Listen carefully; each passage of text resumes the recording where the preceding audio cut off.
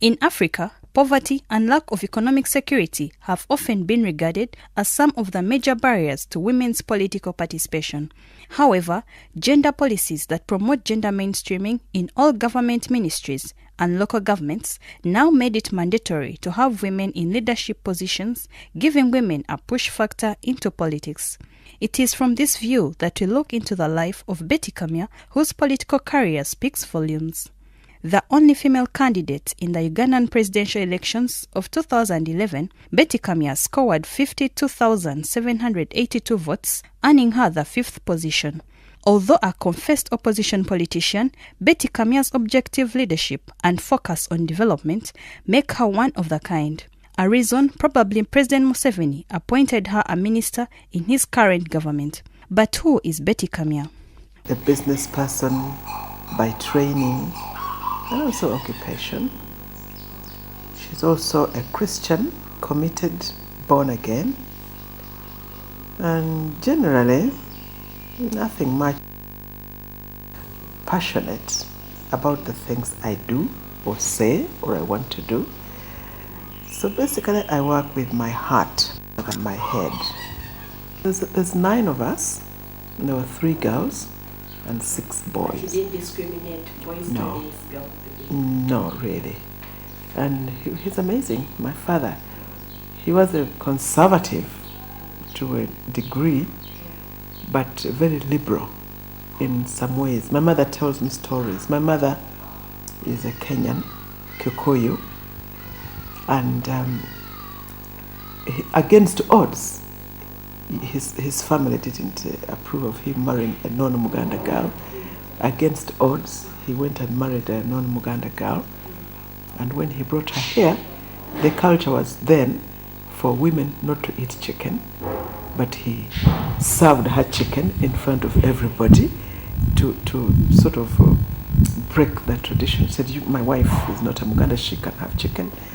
So I think he was bold, and that's how he raised us. From a good family background, she carries this as her childhood memory. My great-grandfather, Andrea Kamya's tombstone, is at Ruharo Cathedral. That's the cathedral of Eastern Kore or Western Kore, I think it's Eastern Kore. My great-grandfather, Andrea Kamya, was the first African catechist in Ankole Kingdom. And he passed it on through the generations. So we come from a deeply religious family, or at least a church-going family. But some people on their own, they found their own personal relationship. I wasn't always saved, but I just got saved much later in life. Some of the most memorable things in my childhood is when I was bitten by a dog. I was in boarding school in Nyamitanga, and we had some dogs, stray dogs. They're not stray dogs really. They belong to the Covent sisters, and so I was lucky that they were probably not rabid.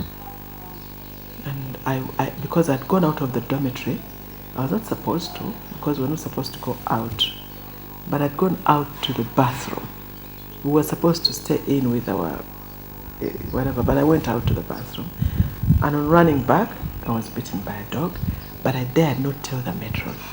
So I went straight to bed with and then in the morning I woke up with a thigh which I couldn't even feel or move, But I knew that I'd been bitten by a dog, and I saw it. But because when you are young, you're so scared of breaking rules, I dared not tell the matron. And so I slept with it till morning. That's a memorable thing. It took almost 6 months to heal. But some of my most memorable days were the times we spent with our father. He used to take us out. We used to go swimming. We used to party a lot with the families, other families where our contemporaries, then it was a fairly interesting childhood. But I did a lot of swimming in my time. I do have certificates from my school and from the university. I even won the All Africa University Games, All Africa University Swimming Competition.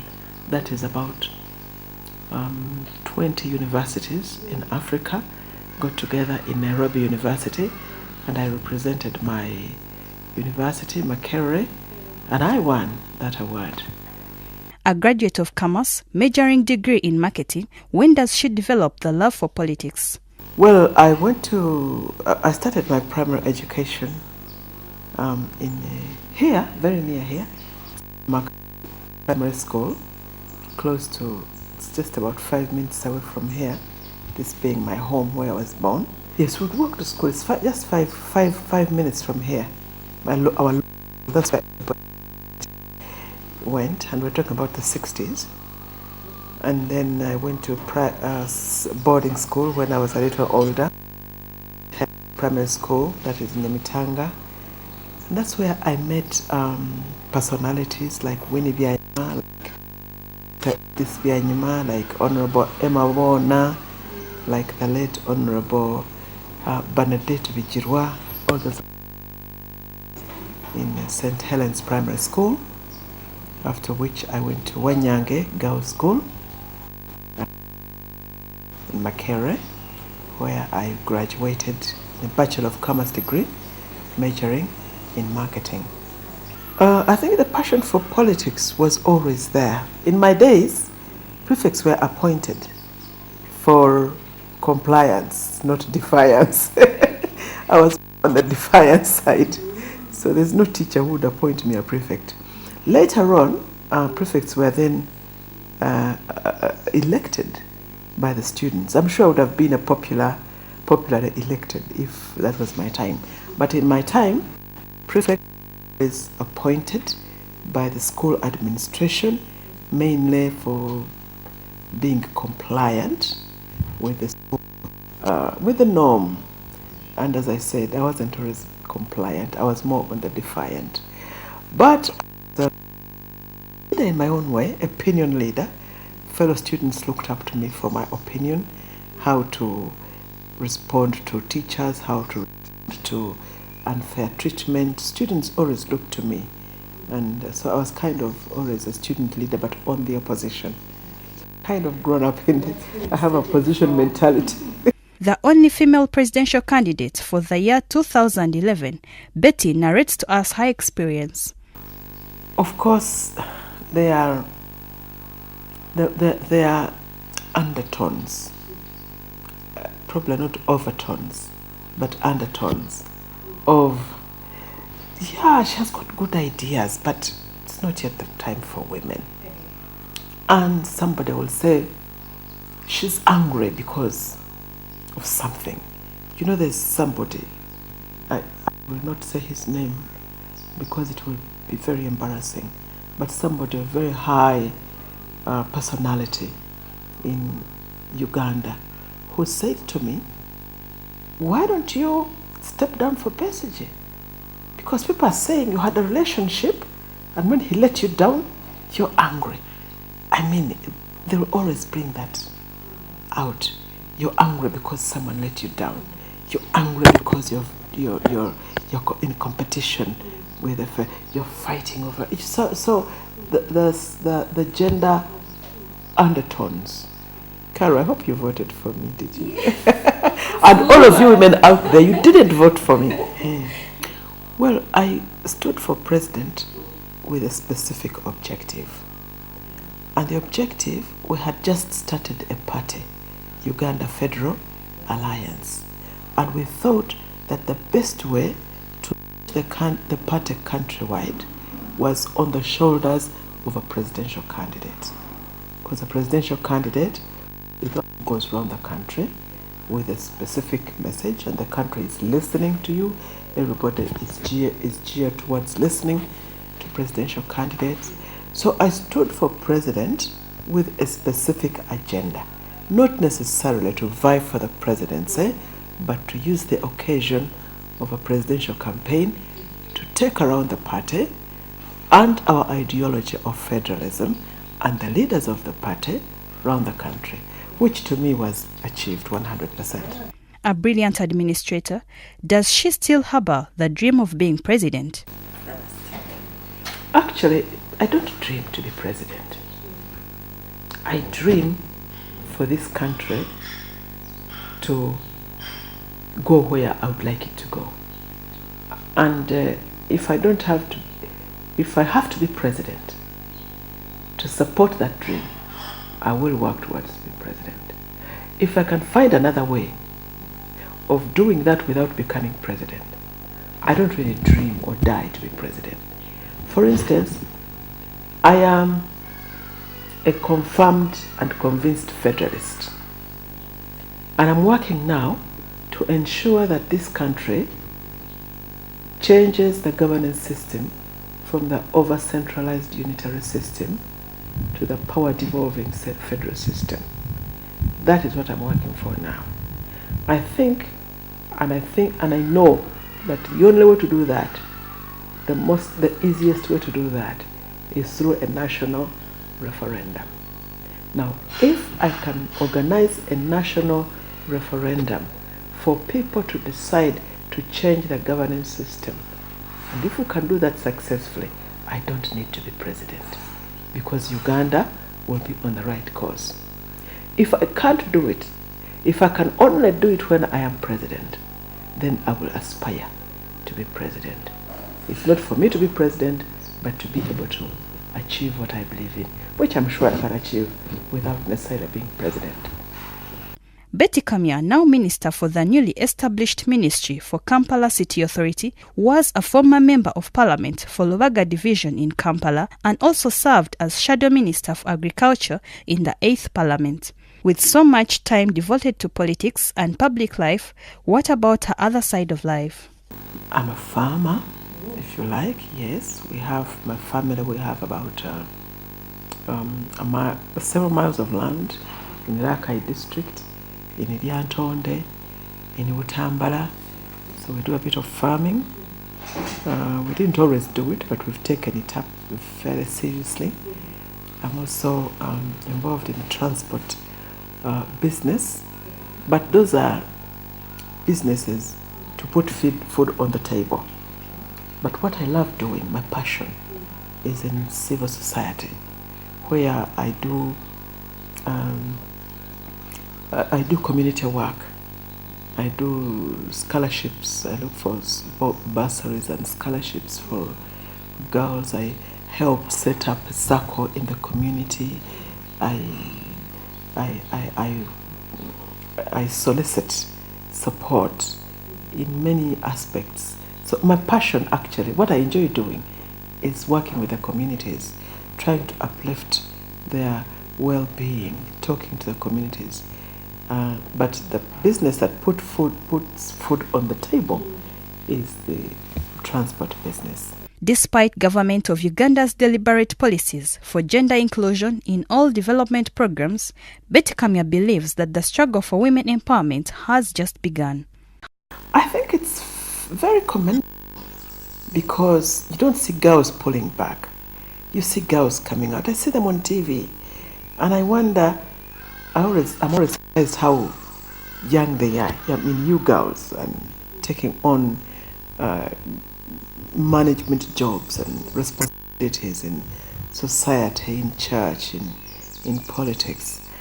I think there's something very good, in fact better in Uganda than in many parts of the world. Of course, our tradition is for girls to tone down and boys to go up, but I think the tradition is largely being ignored by the environment, which promotes the girl child. There is a lot of talk about the girl child being promoted and gender parity. Yes. So this talk about gender parity has reached everybody. Even little girls know that you're supposed to take on your brothers. But tradition that had, even with all those women who are at the forefront of pushing for gender parity, They will buy a doll for their daughter and a bus, a car for their son. The people at the forefront of fighting for gender parity, deep in their conscience, they still comply. Of course, there's a lot of abuse, but the consciousness is what we're talking about. A woman is supposed to, she knows that she can do better. But of course there are disadvantages. You don't own land, and so if you grow your own crop, your husband can take the money. Even if you build a house on his land, it's not your house, so he can throw you out any time. Of course there are all these baggages of history that will hold the women back. But the consciousness, I think, is fairly positive. You know, there are some women whom I admire, who are bold. Like the woman who first went to work at a petrol station. You know, people would look at a woman in overalls actually filling a car. She was not educated, she was not sensitized about gender issues, but she had it in her. There's the first woman who drove a bus. She was not educated, she did not know anything about. There's the first woman policewoman. You know, when I saw the first, everybody would turn to look at her. She stood on the street directing traffic, and she almost caused a traffic crisis because people were looking at the woman in a police uniform directing traffic. So that is the woman whom I really admire, who has it in her. Those are the women who are pioneers and the woman who, you know, the first woman, the first woman at everything. Those are the women who have my admiration, and a lot of admiration. Although an accomplished politician and administrator, raising her children and being there for them is her greatest achievement. Well, I've raised my children, I think, well. I don't. Is the last one? My last born is 23. Yeah. Yeah, they are big. My children are between 34 and 23. And I have not had what you would say, fights with them. They have not had this phase of dreadlocks and buggy balances, and they're fairly calm and highly intelligent and focused people. So I would like to take that as my best achievement. Maybe also what I would call an achievement is that wherever I have been, I have made a mark. Whether it is in school, everybody will remember me, for good or bad. Whether it is in a club, whether it is at work, wherever I have been. I mean, whoever has been there with me will remember me. I don't know why. Somehow they remember me. But what I'm really proud of, and what I think that people will talk about me, if you say, who is Betty Kamya, they'll probably say, the Federalist. So because of I think I am consistent. That's what people say. That when Betty says something, she'll be consistent until the whole world knows about it and what she stands for. And sometimes you are intimidated that it is unpopular.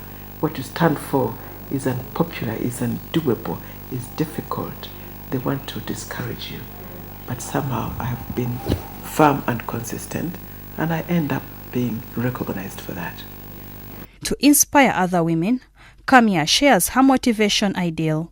I would like to sit home and just stretch out my feet on the stool and watch TV, the news actually, and do some reading.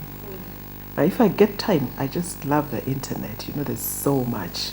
It's just pick anything and you just have an incredible information on the internet. That's really my very interesting pastime. Check out any topic. If I want to know about Obama, and you just did it, and then you get all this information. But I think one that always comforts me is that everything happens for a reason. Things always happen for a reason. That comforts me when the chips are down. Women and girls out there, the strength is in yourself, inside, the motivation. And I tell young girls sometimes and boys who are looking for jobs, this is how I want to start it. While you're looking for a job out there, take some time and look inside yourself, especially in your head. That's where most jobs are. That's where your abilities are. So look inside yourself. You'll find a lot of strength. You'll find motivation.